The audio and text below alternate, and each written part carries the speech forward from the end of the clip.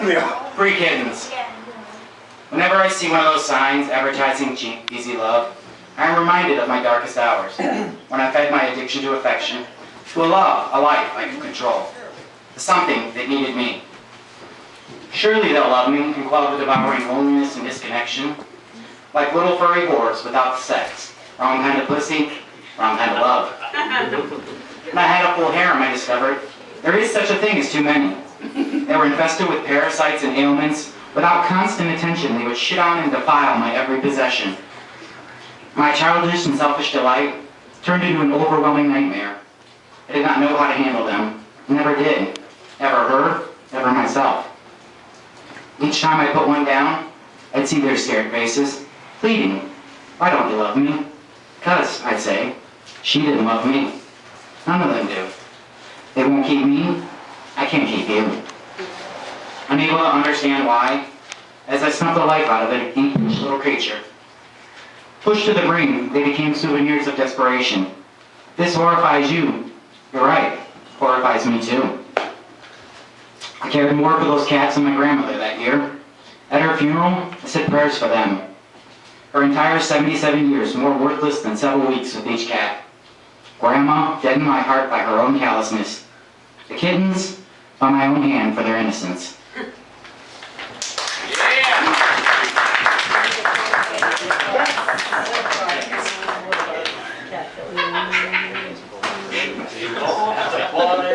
Everything is expendable. We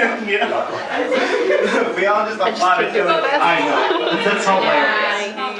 Don't pay attention to that. I think that's pussy side. Life. There will be no more hiding. Not from the rhetoric, not from the self-righteousness, not from the lies we tell ourselves. Not from the guilt, not from the pain, or from the shame. Not from the anger or the happiness. Not from the us that never was, not from our definitions of family or love. There will be no more hiding. Not from you, not from myself, not from life. We will be naked and bare, ugly and beautiful, out from under the covers, out of control, and into the light.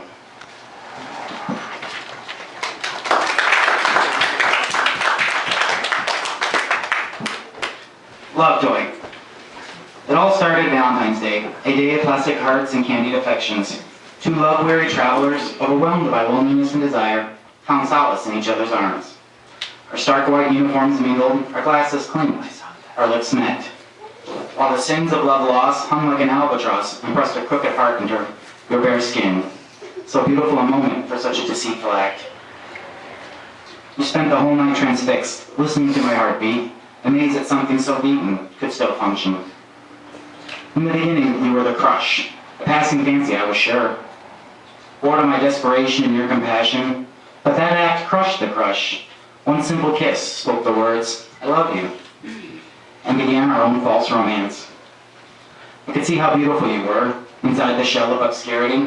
You could see the light that shone within me, shrouded in a cloud of darkness. We both had such beautiful scars. But you refused to be committed, to wear these bindings, and dwell within these padded walls. Yet kicking and screaming, you still accept that you love me. We are cloak and dagger lovers, borrowing sensation, stealing kisses, whispered intimacy, and secret orgasms. One holds the hush, and the other the blade. It is for but the moment, though. We spend all of our raw emotions at once, choosing to live fully at only that instant, all the time in the world to die. You can't keep me from others, and I can't you. But I want no other. Although you stand in front of my face, you refuse to be seen. What do you want from me? I want everything from you. I want to peer into your darkness and drink in your warmth. I want to be so intimate, you'll have to smoke a cigarette when you're done. Our liaisons have become formula for pseudo-dating. Meet, kiss, touch, feel. Repeat as necessary. So close to the real thing that only the word girlfriend separates it. We are seeing each other, more of each other. We see more of each other than those who don't.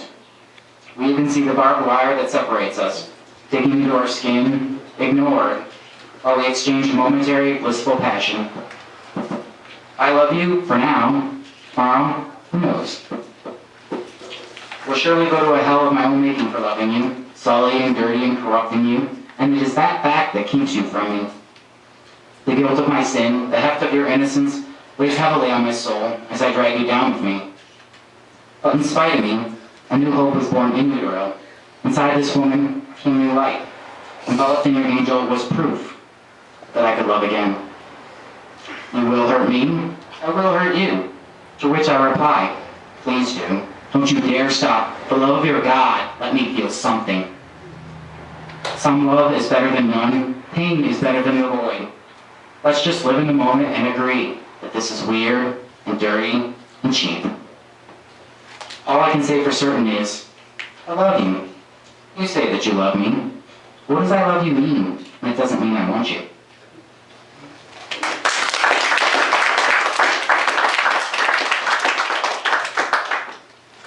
The anti-child. Happy birthday, my anti-child. What will be my gift to you? Life. A random slice of all that came before you with the wisdom of a madman. I will twist and shape and encourage. Oh yes, you will be corrupted. I will teach you that the world is not as you've been told. I will tell you what it means to be a man and a woman, and the difference is all in your head. No one is right or wrong, only what's right for you. Adults lie, juvenile records are not permanent. Kids are made for fun. While we're at it, Santa Claus is a zombie. Easter Bunny's a mutant.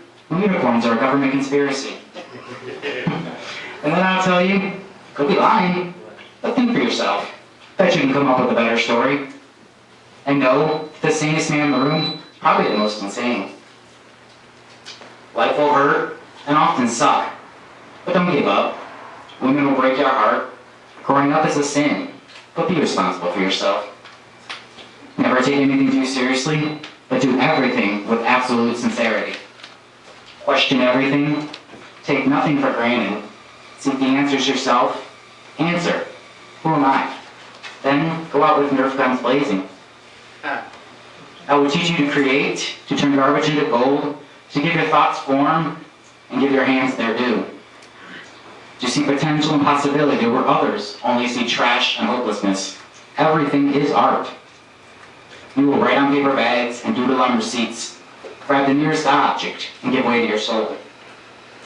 My little tank will ensure that your thoughts must bolt with the spasmodic urgency of adolescence, or you will combust. And sometimes, I will tell you to do just that. Life will be your creation. Therein lies the truest art. The finest work of man is to make something out of themselves. Why the anti-child? Because you will be the antithesis of every other kid. You will be better. You are a legacy. A universe of your own making awaits you, built on a family of love, life experience, and more than a few comic books.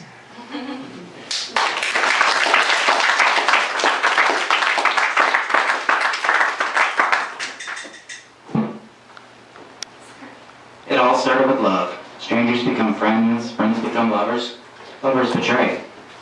I could see it all laid out clearly in my head. Yet here I was again, in love with the impossible. All sanity, logic, and intelligible thought told me that it would not only never work, but never happen. This is the nature of the contradiction with which I define myself. I think about everything, I feel about everything. Both operate on different wavelengths, driving me to feel what I don't understand. It's the greatest story ever known to me. It drags me to the depths of hell and the heights of heaven. I loathe it, I love it, I live for it. The numbness spawned from the fissures in my heart aches for it. Fear seems superficial to me now. Nothing outside could ever hurt as much as I felt inside. I do not fear death. I am enraged by it. I am angry that it might try to claim me before I claim all of myself. I've laughed in death's face because I know what dead feels like. I also now know what alive feels like. I do not seek death. I crave life, every bit of it, before the son of a bitch catches up with me. When he does, I will face him fearlessly, knowing that he has no power over me. I have embraced life. Felt great to hurt so much. Feel a change coming, or will it be more the same? I want the previous to be true. I will be everything and anything because I will be nothing and nowhere.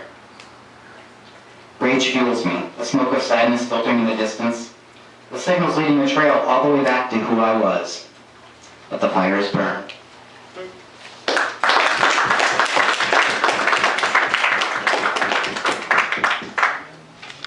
blue-collar lament. I spend most of my week in a semi-conscious trance watching multi-million-dollar machines work. They are more alive than I am. Monday at 3 p.m., I click off my brain, switch on automatic, and begin the countdown. T-minus 40 hours.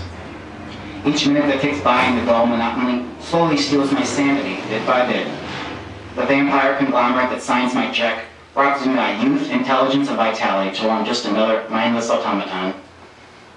These walls are masters of time. Each minute closer to Friday gets slower and slower until Friday they seem to tick backwards. Then on Monday the entirety of the previous week repeats. Each day blurs into the other, making them indistinguishable. The dictator they put in charge of the asylum barks out commands on cue, just to remind everyone that they own you. All the while he never realizes that he's just another puppet dancing for them, only his strings are shorter. When they inevitably cut them, he has further to fall. I often welcome sleepwalking through most of the week. In the few instances the machines malfunction, I curse being awakened. At least, as a zombie, I don't feel my mind rotting. I live on the weekends. I shed the identity the uniform is forced upon me, and my true self emerges. On the weekends, I love life. I achieve the goals I value, not the hazy path set before me by the corporation that owns my soul. For 2 days, the dungeon magic bastard gives me reprieve from my incarceration. Upon clocking out each Friday, I suddenly feel rejuvenated, while Sunday night I begin dreading the impending coma. The desperation for dollars are the shackles that keep me here. I am only truly living 2 days a week and dying the other 5. I've made a pact with the devil, 5/7 of my life for weekly pittance.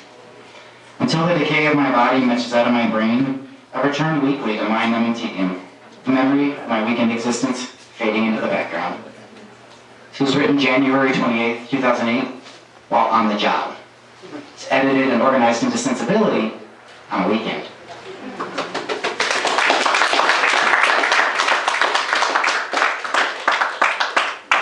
All right, that's all I have.